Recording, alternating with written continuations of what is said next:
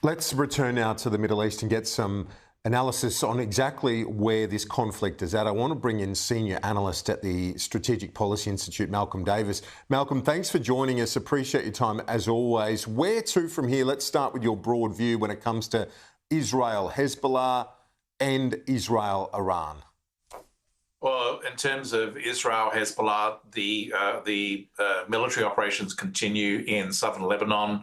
The goal of the Israelis is to push Hezbollah forces back past the Litani River, which parallels the Israeli-Lebanese border at a distance of about 30 kilometres. That gives the Israelis then a buffer zone with which they can deny Hezbollah the ability to launch attacks on settlements in northern Israel, at least with short-range weapons.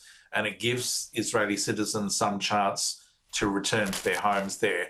The Israelis obviously will be continuing airstrikes to take down and destroy Hezbollah's longer-range weapon systems, the battlefield rockets and missiles that it's been using.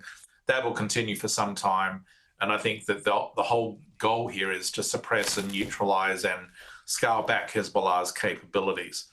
In regards to Israel and Iran, I think it is very clear that Israel will retaliate against the Iranian attack the other night, and it will do so at a very decisive and large-scale level. It's still uncertain as to what sort of targets will be hit, but there are a range of options there for Israel, including hitting oil facilities, hitting Iranian military forces and command and control, but also potentially Iranian nuclear facilities to retard the Iranians' nuclear weapons ambitions. And that in itself has a flow-on effect, doesn't it, to those more close to the Israeli border, given that Hezbollah is an Iranian proxy. If they can destabilise and shake that regime, it has a flow-on effect. It does. Hezbollah, as you quite correctly say, is an Iranian proxy. Iran sponsors and supports Hezbollah as it does Hamas in Gaza, as well as the Houthis and as well as groups in Iraq and Syria. So if Israel can reduce and essentially neutralize the threat from Hezbollah, particularly in terms of its missile and rocket capabilities, that reduces Iran's deterrence capability because many of those missiles and rockets that Hezbollah have are in fact Iranian missiles and rockets. So I think that this strategy on the part of Israel kills two birds with one stone in that sense.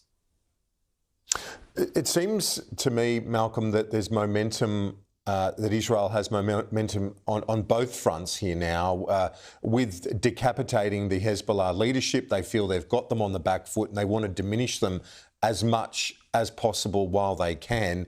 And with Iran, that could have been just a massive miscalculation out of Tehran to think that they could get away with that bombardment without commensurate and much stronger retaliation.